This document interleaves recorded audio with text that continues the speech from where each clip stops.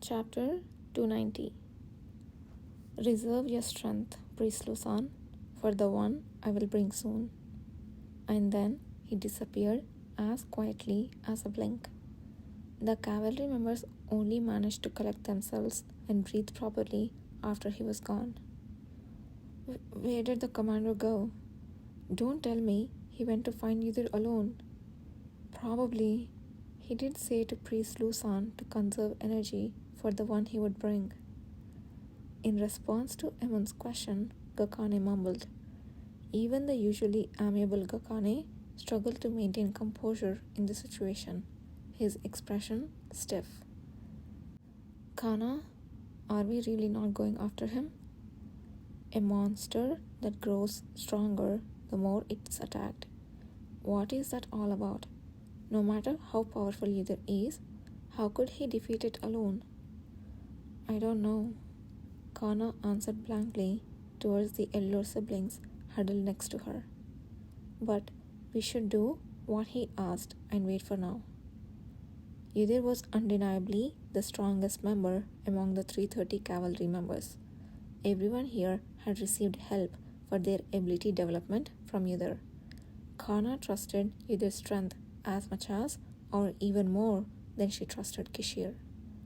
But strangely, she couldn't shake off the unsettling feeling.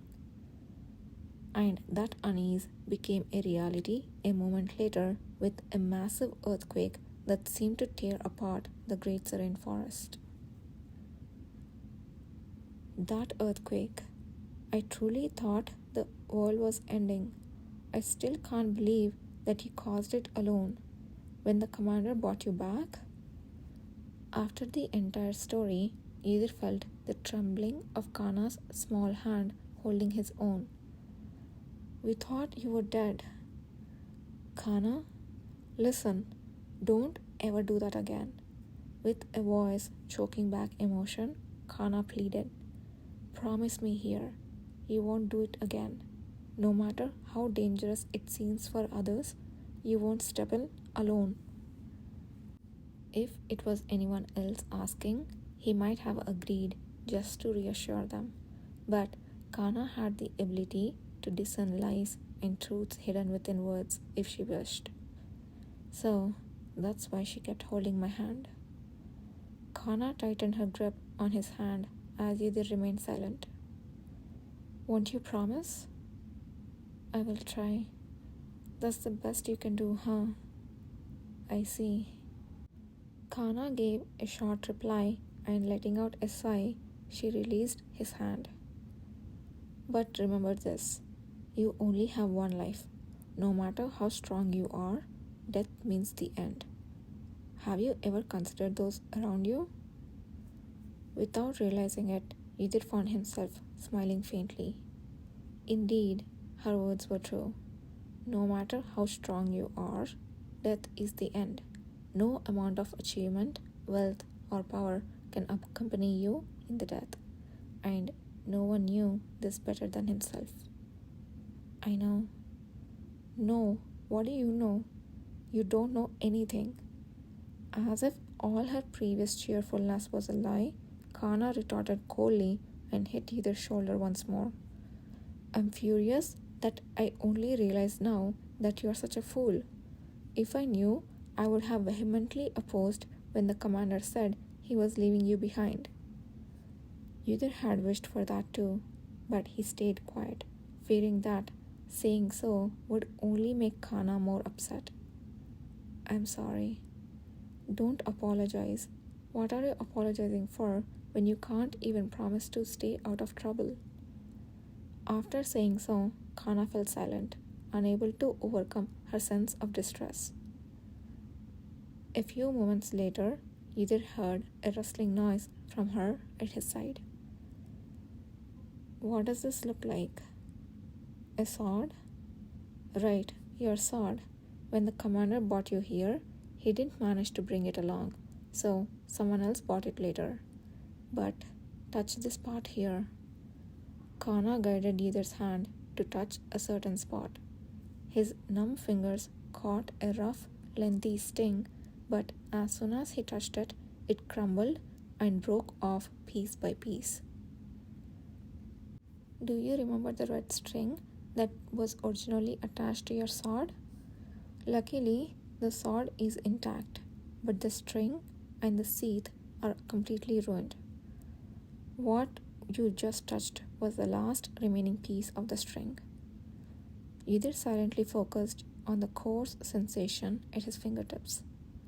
This string was a gift from Anon, who had forced it on him, saying it would help steady his energy. He had kept it tied to his sword ever since. It wouldn't matter if he made a new sheath, but despite its worn-out appearance, the string had never been damaged by fire or water before, so he couldn't easily guess what it meant for it to have broken in this way. You were in a very dangerous fight for your sword to end up like this. Do you understand? Listening to Kana's sharp voice, he touched the spot where the string had been tied for a long time. Sir Yudir, it seems you have woken up. Ah, priest. Not long after, Priest Lusan entered the room. Yudir had never been so grateful for his presence. If Lusan had arrived even a little later, Kana would have seemed ready to confine him to the room forever. Let's see. Are you in pain? No. How are your senses? As Lusan asked, he gently touched various parts of Yudir's face and arms. After a moment's thought, Yudir shook his head. I can feel your touch, but there's no pain. Yudir thought Lusan would be relieved to hear that he was in no pain, but for some reason he was silent. Sensing his dark mood, Yudir cautiously asked, Is there something wrong with my condition? It's quite peculiar. After all the divine power I poured into you, there is no heat. Lusan muttered heavily. You would know that the monster was venomous. You drenched your entire body with its blood. So you can imagine what kind of state you would be in, right? It must not have been a pretty sight. He hadn't given it much thought when he was covered in blood, but thinking about it now, he started to worry more about Kishir, who had immediately picked him up after seeing him in that state. Yes, but that's not the problem. When I use divine power, it seems to heat up momentarily, but then it quickly returns to normal and the stained area expands. So now I applied some herbs and wrapped you in bandages. Lusan sighed worriedly. The reason you're hardly feeling anything now is probably due to the venom covering your skin and the pain reliever herbs. I don't know which one is having a stronger effect, but if it's due to the pain reliever, your senses will gradually return as time goes by and you'll start to feel pain. I'm sorry I couldn't do more due to my lack of skill.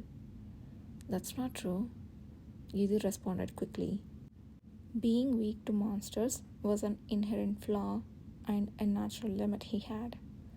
Wounds inflicted by monsters in his previous life had often taken longer to heal than other injuries, and it was likely the same this time. But the young priest wasn't about to hold back in his self-deprecating sigh. After mumbling gloomily for some time, Lusan, with weak movements, touched near Yudir's eyes and opened his mouth. And as for your power, I'm not sure either, but the commander instructed me to check that too once you wake up, so I will. Yudir, can you exert your strength now? Strength, huh? Yudir slowly flipped his palm and placed it in front of his chest, making a slight effort. He intended to summon an amount of water the size of a pea onto his palm, but as time passed, he didn't feel anything. Did it work? Did you intentionally create just one drop? Kana, who was beside him, questioned. I tried to create an amount of a size of a pea in my hand. If it wasn't intentional, it seems you haven't recovered in that aspect yet. Luzon pronounced his judgment in a grave voice. Ydir was struck by a considerable shock. It would have been better if his strength had been excessively appeared like before. The opposite had never been crossed his mind. Do you finally get that you can't act recklessly now? But don't worry too much either. You will be able to recover. The commander and we will find a way. I am. Ydir opened his mouth with a hard-to-express feeling, then closed it again. As Khana was patting the back of his hand, the sound of fighting from outside was heard again. Just as Ydir turned his head, paying attention to the noise, Luzon suddenly raised his voice. Ydir, it's fortunate you woke up early, but you must know that sleep is the best rest. Now that we have checked your condition, take this and get some more rest. I'm okay, but what about outside? Ydir, drink this. Khana joined in and poured something into his mouth. Ydir didn't even have a chance to say anything before his consciousness started to blur again.